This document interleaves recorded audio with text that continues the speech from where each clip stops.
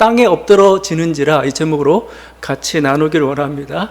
저에게 사순절이 시작되면서 이 요한복음도 18장으로 들어섰고 18장부터 우리들이 순환사라고 얘기합니다. 18장, 19장. 예수님께서 돌아가신 19장까지를 순환사. 마태, 마가, 누가, 요한 공통적으로 이 순환사를 다루고 있죠. 지금 예수님께서 기드론 시내라는 곳으로 건너가셨다고 얘기하고 있습니다. 기드론 시내라는 곳은 여러분이 예루살렘 성전은 동편을 향하고 있습니다. 동쪽을 향하고 있는데 그 동쪽 편 쪽에 있는 게 그 기드론 시내, 골짜기 같은 곳입니다. 그곳을 건너게 되면 겟세마네 동산이고 쭉 이제 감난산까지 이어지게 되는 거죠. 이 기드론 시내라고 했지만 사실은 물은 안 흘러요. 보통 우리가 건천이라고 합니다. 건천. 그래서 겨울철 우기에만 좀 바짝 조금 흐르고 나머지는 거의 말라 있는, 그냥 건너서 갈 수 있는 그런 곳입니다. 주님께서 이곳을 자주 가셨던 것이고, 이 기드론 시내를 건너면 바로 겟세마네 동산이 그곳에 있습니다. 근데 이게 좀 요한복음이 독특한 게, 다른 복음서는 바로 어떤 장면이 이어져야 되냐면 기드론 시내를 건너면 겟세마네 동산이 있고 여기서 예수님이 기도하는 모습이 나와야 돼요. 예수님이 이곳에서 이렇게 이 땀방울이 막 핏방울처럼 이렇게 되는 그 아주 간절한 기도를 드리셨다. 이게 겟세마네 기도죠. 그런데 요한복음은 쭉 한번 읽어보시면 알겠지만 그 겟세마네에 대해서 전혀 얘기를 하잖아요. 언급하지 않습니다. 그러면 겟세마네를 몰라서 그런 건가? 그건 아니죠. 수석제자인데 모를 수가 있겠어요? 여기 분명히 동산으로 표현합니다. 동산. 기드론 건너편 동산인데 이 동산이 뭔 동산이겠어요? 겟세마네 동산이어야 되는데 겟세마네란 말을 하지도 않고 그러니까 기도 내용도 전하지 않아요. 그렇다면 모르는 거야. 그렇지 않죠? 11절에 베드로에게 이렇게 얘기하죠. 아버지께서 주신 잔을 내가 마시지 아니하겠느냐? 아버지께서 주시는 잔. 겟세마네 유명한 기도가 그 기도잖아요. 이 잔을 내게서 지나가게 하옵소서. 그러나 나의 뜻대로 말고 아버지의 뜻대로 하옵소서. 이게 유명한 기도잖아요. 잔이라는 단어가 아버지 주신 어떤 운명, 고난을 가리키고 있는 겁니다. 그러니까 요한이 알고 있어요. 알고 있으면서 자기가 알고 있다는 사실을 은연중에 드러내면서도 겟세마네를 강조하지 않아요. 자, 여러분, 이게 메시지입니다. 겟세마네를 얘기하지 않는 것 자체가 사실은 메시지예요. 알고 있으면서도 겟세마네를 왜 요한은 얘기하지 않을까? 여러분, 이걸 찾아야 되는 겁니다. 예수님의 기도는 17장으로 끝났습니다. 요한이 보는 겁니다, 이제. 다른 복음서는 긴 순환사를 이렇게 보도하지만 요한이 보기에 이건 순환사가 아니라는 거예요. 순환사가 아니고 이것은 뭐예요? 영광의 행진이다. 영광의 행진. 그렇죠? 예수님은 뭐요? 이 길이라는 게, 그 영광의 행진이라는 게 뭐냐면 이미 예정된 길이에요. 이미 하나님이 계획했던 길이고 예수님이 이미 알고 계셨다고 얘기하고, 어떻게 보면 그 십자가를 통해서 하나님 아버지 집으로 돌아가는 그런 어떻게 보면은 귀한 길입니다. 영광의. 그렇기 때문에 이건 영광의 길이라고 지금 얘기하고 있는 거예요. 이 마지막 그 날, 그 한밤중에 막 군대와 바리새인과 대제사장의 그 하속들이 막 일시에 이게 막 들이닥쳐가지고 예수 운동을 완전히 무력화시키는 그런 조치가 행해진 것 같지만 그렇지 않다는 겁니다. 그렇지 않고 주님의 계획 가운데서 예정된 것이고 반드시 가야 될 그 길이라고 얘기하고 있거든요. 요한도 처음에는 이걸 고난으로 봤을 겁니다. 아, 주님 이렇게 마지막 날 밤 이렇게 간절히 기도하시고 이렇게 힘들게 가셨지. 정말 순환의 길을 가셨지. 요한도 처음에 그렇게 생각했을 겁니다. 근데 세월이 지나고 나서 그때를 되돌아보니까 이게 비극이 아니었어요. 여러분도 그럴 수 있습니다. 정말 그 힘들고 어려웠던 때인데 되돌아보니까 꼭 그런 것만은 아니었다고 느낄 때가 있는 것 같지요. 저는 요한이 그걸 느꼈다고 좀 생각을 해요. 보세요. 십자가 때문에 부활이 일어났지 않습니까? 십자가 때문에 천국문이 활짝 열렸습니다. 십자가 때문에 뭐요? 교회라는 게 드디어 출범하게 되었습니다. 이 고난이고 뭔가 실패라고 생각했는데 아니었던 거예요, 그게. 그게 이렇게 두고두고 이렇게 생각이 났던 거죠. 그때는 이해를 못했는데 예수님이 비장하게 기도하는 그 이면 너머에는 알 수 없는 그 담담한 어떤 미소가 있었어요. 뭔가 기쁨이 있었어요. 그때는 뭐 눈치 못 챘어요. 주님이 왜 고난을 만났는데 왜 순환 가운데 왜 이렇게 기뻐할까? 왜 이렇게 뭔가 이렇게 담담할까? 그때는 이해 못 했는데 지나고 나니까 그게 보이기 시작한 거죠. 그 기쁨의 미소가 더 뚜렷해졌던 거죠. 그래서 요한은 예수님의 마지막을 겟세마네의 고뇌로 그리는 것을 기뻐하지 않았어요. 전 그래서 그건 제 해석입니다. 요한한테 물어봐야지 나중에 했는데 왜 이걸 뺐을까? 예수님 모습을 그렇게 보기를 원치 않고 그렇게 보면 예수를 오해한다는 거예요. 십자가를 지고 가는 예수님을. 그분 얼마나 기쁨으로 받고 있는 건데. 그죠? 그도 그럴 것이 지금 이게 순환이고 실패인 것 같은데 그렇지 않아요. 모든 게 다 주도권이 예수님에게 있습니다. 지금. 그 모든 상황을 이끌어 가고 있는 게 예수님이에요. 그렇잖아요. 기드론 시내를 건너가지고 동산으로 갔다고 얘기하는데 습관을 두셔 간 거냐? 물론 그럴 수도 있죠. 근데 4절에 이렇게 돼 있어요. 그 당한 일을 다 아시고, 그 당할 일, 어떤 일이 벌어질지를 아시고, 뭐죠? 이쪽에서 나를 잡아가라. 마치 이런 모습입니다. 그 모습, 그걸 아시고 뭐예요? 이렇게, 일부러 마치 그 장소로 가신 것처럼 이렇게 얘기하고 있어요. 사람들이 잡으러 왔는데 보통 이쪽 수계가 누구야 잡으러 왔으면 도망가야 되잖아요. 예수님 도망가지 않았어요. 나다 하고 오히려 자기 자신의 정체를 드러내셨던 거죠. 지금 뭐요? 지금 예수님은 이 어떤 순환을 고난을 피할 생각이 없어요. 주도권을 지금 예수님 오히려 장악하고 있는 겁니다. 그리고 그때 제자들이 막 이렇게 달아났다고 얘기잖아요. 베드로는 부인하고 그 다음에 뭐요? 막 누구는 뭐 아직 옷을 다 발가벗은 채 달아나기도 하고 뿔뿔이 흩어졌다고 얘기하는데 주님은 그렇게 도망갔다는 얘기를 하지 않습니다. 성경은 뭐라고 표현하냐면 예수님이 보호하셨다. 그죠? 이렇게 얘기해요. 이 사람들이 가는 것을 용납하라 하시니 이는 아버지께서 내게 주신 자 중에서 하나도 잃지 아니하였사옵나이다 하신 말씀 응하게 하려 하십니다. 실패해서 흩어졌는데 그게 흩어진 게 아니고 달아난 게 아니고 뭐예요? 주님이 보호하신 거다라고 이렇게 표현하고 그걸 응하게 하려고 하신 거다라고 얘기하고 있어요. 베드로는 저항하려 했지만 아버지께서 주신 잔을 마셔야 한다고 만류하셨던 거죠. 이 모든 장면이 지금 예수님이 그 상황을 주도하고 있어요. 그렇다고 해서 이게 고난은 아닌가? 고난이죠. 힘든 거. 체포당하고 외면당하고 뭔가 자기 어떤 운동의 대의가 상실되어 가고 결국 죽음에까지 뭐 실패처럼 보이고 막 그렇습니다. 고난은 고난이죠. 근데 하여튼 그래서 이게 우리들이 그 고난은 사실은 좀 피하면 좋죠. 고난 힘드니까. 누가 고난을 즐겨하는 사람이 누가 있어요? 그냥 고난은 피할 수 있으면 피하는 게 최상이죠. 오히려 회피하고 달아나는 게 오히려 더 낫습니다. 자, 그런데 고난은 그만큼 힘들다는 거죠. 근데 반드시 당해야 될 고난은 여러분 어떻게 하겠어요? 내가 피해도 소용없는 이건 반드시 그 길은 통과해야 된 그런 고난이라면 뭐요? 그때는 당당하게 맞서는 게 낫죠. 그냥 피할 수 있으면 피해야 되겠지만 피할 수 없는 고난이라면 뭐예요? 나 이거 고난이니까 무서워. 뭔가 이렇게 두려워하고, 뭔가 이렇게, 막 이렇게 포기하고, 뭔가 위축되어 있고, 그러지 말라는 겁니다. 오히려 받아들이는 거예요, 당당하게. 그래서 요즘, 우리 잘 쓰는 말 중에 하나가, 피할 수 없으면 즐겨라 이거예요, 즐겨라. 그렇죠? 마땅히 가야 될 거 꼭 그 길을 통과해야 된다면, 회피하기보다는 당당히 맞으라는 거죠. 여러분 이래야 훗날을 기약할 수가 있습니다. 그냥 실패 여기서 좌절하고 포기하고 뭔가 위축되어 있고 뭐 그래서 완전 외면하고 그렇죠 고난 맞을 건 다 당하고 그러면 훗날을 기약하기 힘들어요. 근데 정말 계란에 바위치기씩이라도 뭐예요.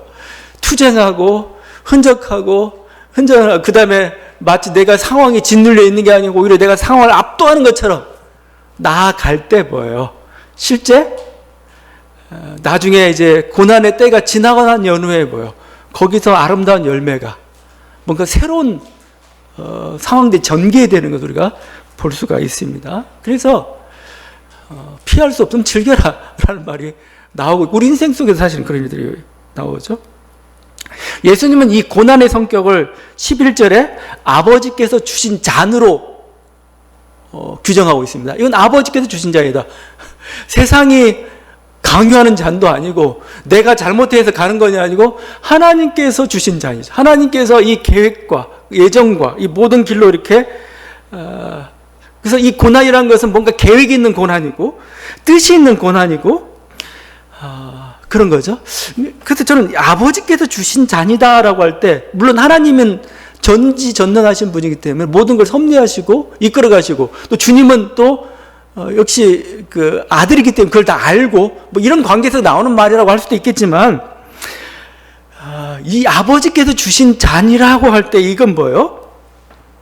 저는 여기는 고난에 대한 강력한 저항이 있다고 생각해요. 고난에 대한 강력한 저항. 그 뭐죠? 고난은 당할 수밖에 없는데 내가 고난 때문에 뭐예요? 내 인생이 완전히 끝장나는 그건 난 허락하지 않겠다는 겁니다. 그러면 왜 고난을 당해야 되는가? 아버지께서 계획하신 게 있기 때문에 내가 맞아야 된다는 거죠. 어떻게 보면 강력한 저항적 해석이라고 저는 봐요. 아버지께서 주신 잔. 그죠? 주님은 그걸 충실히 맞습니다. 고난을 외면하지 않고 고난에 충실히 반응을 합니다. 그러니까 결국 어떻게 됐습니까? 그러니까 결국은 이게 부활로 이어졌고 그렇게 되었던 거죠. 우리들에게도 마찬가지입니다. 우리 인생 속에 당하고 있는 여러 가지 일들에 대해서 그냥 내가 실수해서, 물론 실수할 때도 있죠. 아니면 뭔가 힘이 없어서, 물론 그럴 때도 있죠. 그렇게만 해버리면 너무 비극적이에요. 너무 희망이 없어요. 그렇죠? 그렇지 않고 뭔가 하나님의 계획이라고 우리가 생각한다면 뭐예요? 우리는 거기서 저항할 힘을 얻을 것이고 또 뭐예요? 이 고난 속에서 뭔가 하나님께서 새롭게 베푸실 그 희망을 우리들이 붙잡을 수가 있는 거죠. 바로 그러한 모습으로 나타나고 있는 게 예수님의 이 모습입니다. 그래서 예수님이 하여튼 이 고난의 잔을 그대로 마시면서 가고 있습니다. 근데 이 고난의 잔을 마시는 그 순간에 정말 놀라운 사건 하나가 벌어집니다. 성경 말씀은 그냥 담담하게 기술하고 있는데 저는 굉장히 놀라운 사건이라고 봐요. 어떤 거냐면은 군병들이 나사렛 예수를 찾는다고 하니까 예수님이 내가 그니라 할 때 이 군병들이 뒤로 물러가서 엎어지는 그런 장면입니다. 이 장면 굉장히 그냥 어떤 단순한 사실이라고 보기에는 뭔가 이렇게 엄청난 어떤 사건들을 우리들에게 보여주고 있어요. 여기 주님이 내가 그니라라고 얘기했습니다. 내가 그니라. 5절이죠. 내가 그니라. 계속 반복합니다. 그 예전 개혁 성경에서는 네로라 합니다. 네로라. 누구를 찾느냐? 나사렛 예수다니까 네로라. 내가 그다. 이건 제가 요한복음 강의하면서 계속 여러 번 말씀했던 겁니다. 헬라어로 에고에임입니다. 에고에임이 영어로는 I am으로 되어 있습니다. I am. 나다. 그때 나다. 자, 그 순간에 지금 군병들이 물러가 땅에 엎드러졌는데 이 에고에임이라는 거예요. 에고에임이 나다. 물론 그냥 나다도 맞아요. 예수 찾는다? 나다. 이때도 에고에임을 씁니다. 근데 이 에고에임을 조금 특별한 의미를 부여할 수가 있습니다. 그건 뭐냐면은 하나님의 이름으로 부를 때가 있어요.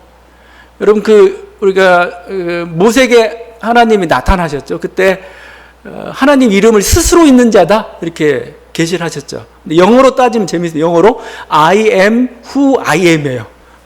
I am이라고는 I am 이렇게 볼 수도 있습니다. 그러니까 I am이 구약 성경은 가끔 하나님을 지칭할 때도 쓰이기도 해요. 하나님 스스로를 I am이야 이렇게 할 때가 있어요. 그러니까 어떻게 보면은 그냥 나다라고 할 수도 있는데 여기서 예수의 하나님 대심이 내가 하나님이야. 나는 하나님이야. 하나님의 존재가 폭로되는 저는 순간이라고 좀 볼 수가 있습니다. 누구를 찾느냐? 그 순간에 뭐 하나님이라는 존재가 완전히 폭로되는 그 순간, 하나님의 존재가 드러나는 그 순간이기 때문에 뭐요? 하나님의 영광이 폭발하는 그 순간이라고 저는 봐요. 저는 바로 이 장면이 지금 뭐요? 하나님의 영광이 지금 나다라고 하는, 에고 에이미하는 그 순간에 하나님의 영광이 이렇게 마치 그 한밤중인데 깜깜한 한밤중에 불이 확 켜진 겁니다. 불이. 그러니까 뭐요? 사람이 그 불빛에 놀라가지고 뒤로 물러나다가 그냥 엎드러진 형편, 바로 이 모습이라고 볼 수가 있는 거죠. 이 하나님의 영광이 폭발한 이 순간이 변화산상이 아니었어요. 변화산상, 그 아름답고 세팅된 그 장면이 아니었습니다. 오병이어의 어떤 그 뭐요, 기적이 행해지는 그 순간, 물론 그것도 영광스럽지만 정말 이 요한이 전하고 있던 영광의 순간, 그때 드러나지 않았어요. 이 예수님의 영광이 드러날 때는 언제냐? 가장 위기의 때, 가장 고난의 때 그 영광이 드러나고 있습니다. 실제 요한복음 1장에서 이렇게 얘기했죠. 요한이 말씀이 육신이 되시니 뭐요? 우리가 영광을 보았다고 합니다. 말씀 육신이 되는 순간 영광을 보았다. 독생자의 영광이다라고 얘기하고 있습니다. 근데 여러분, 우리가 인간다움이라고 생각해요. 인간다움이 언제 가장 나타날 것 같아요? 역설적으로 저는 고난을 당할 때입니다. 인간답다는 게. 왜냐면 그 존엄성이 짓밟히는 그 순간에 인간이 아무것도 아니라는 걸 깨닫게 됩니다. 실제 그것도 인간다운 거예요, 실제요. 그 다음에 또 한편으로 뭐 역설적으로 또 뭐죠? 얼마나 내가 소중한 존재여야 하는가, 그렇죠? 이렇게 짓밟혀서 안 되는 그런 소중한 존재인가. 인간다움의 각성이 사실은 고난의 때 우리 더 각성하게 되는 거죠. 저는 예수님이 가장 인간이 되는 순간이 언제냐? 바로 이 순간이에요. 고난의 때예요. 그 인간의 한계성과 무지와 연약함 속에서 폭력이 행사되는 그 순간에 뭐예요? 가장 인간다워지는 겁니다. 예수님이. 그렇기 때문에 뭐예요? 하나님의 영광이 여기서 폭발한 거죠. 왜? 그 환한 빛이신, 엄청난 이런 빛이신 이런 이분이 뭐예요? 한 인간의 좁은 몸뚱아리 속에서 비집고 들어가가지고 거기서 빛을 발한다고 한번 생각해 보세요.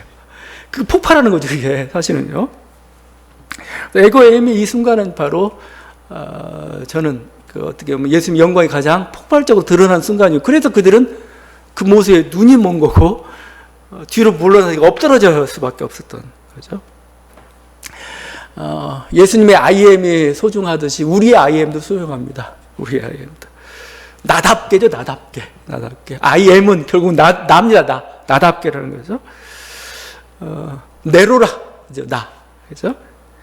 내가 나다울 때 우리는 가장 영광스럽습니다. 실제. 내가 가장 아름다워요. 여러분 그냥 언제 아름다웠냐면 여러분 다울 때. 나다울 때.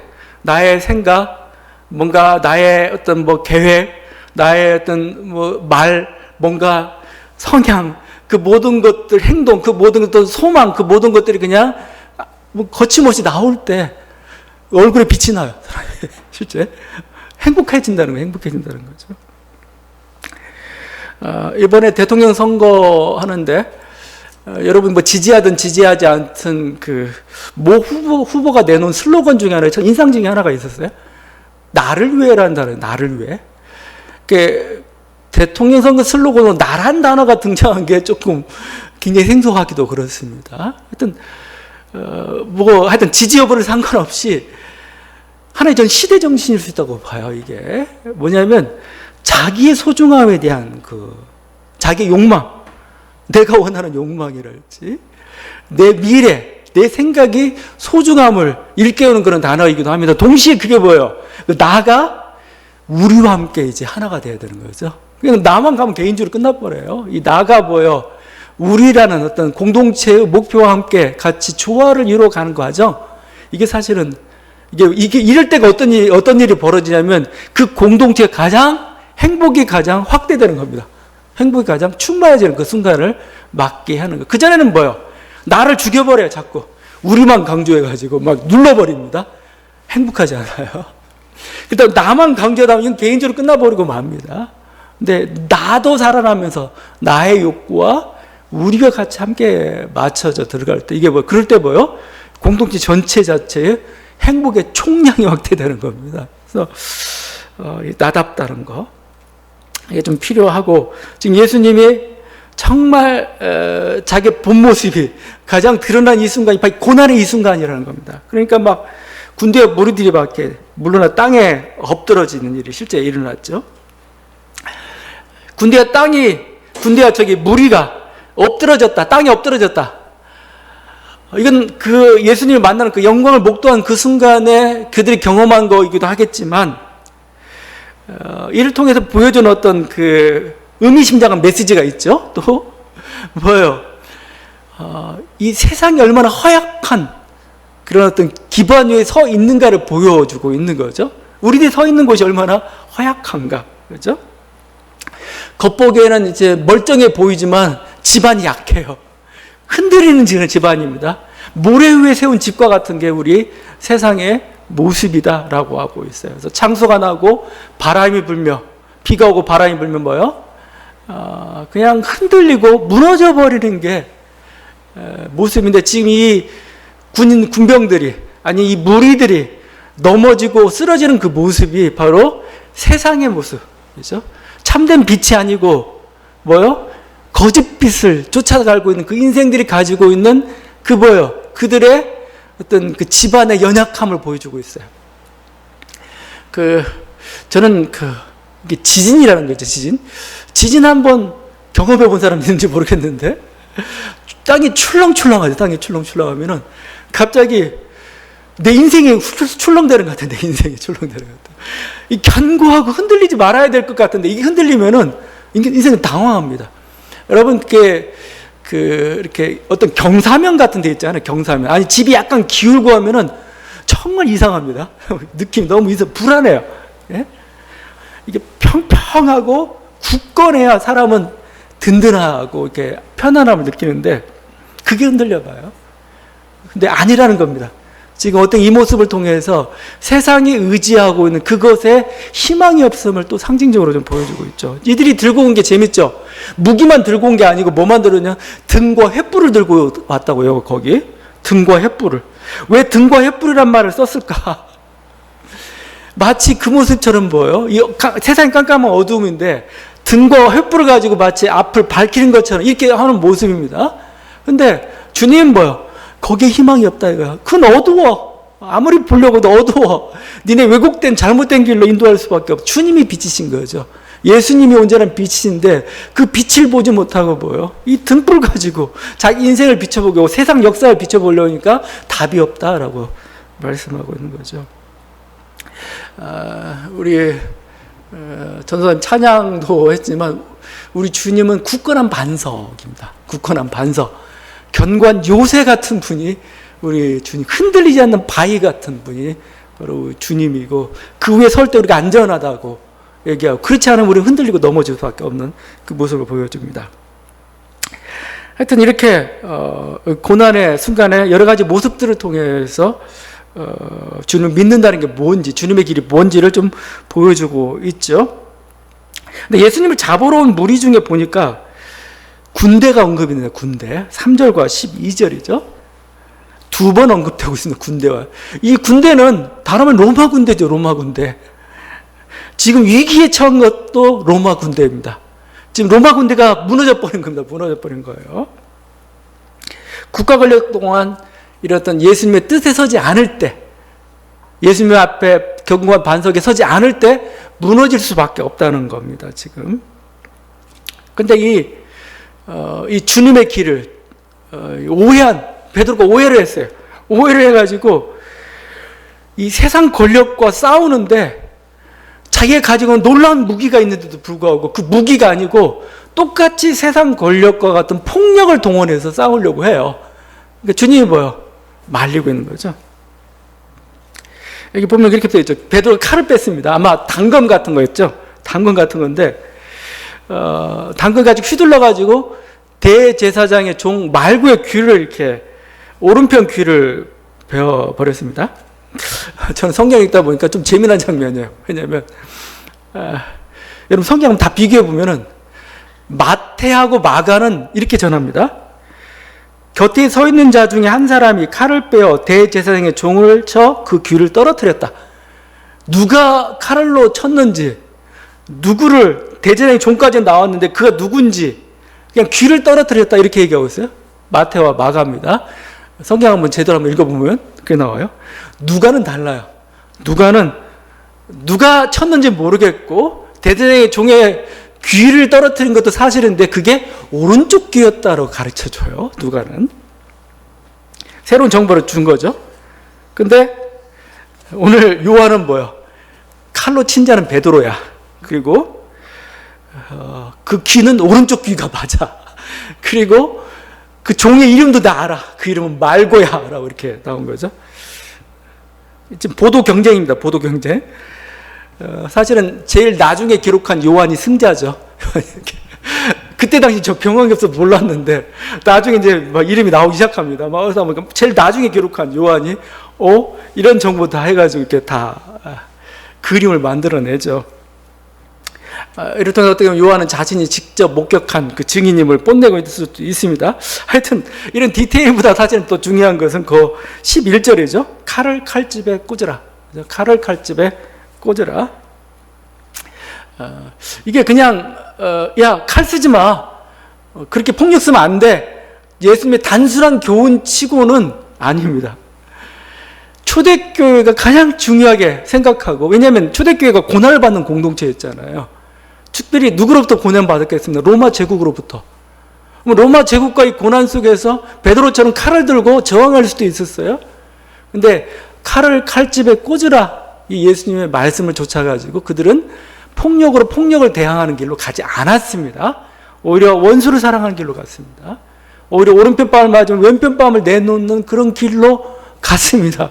그 길을 통해서 승리에 이르렀던 게 바로 초대교회였던 거죠.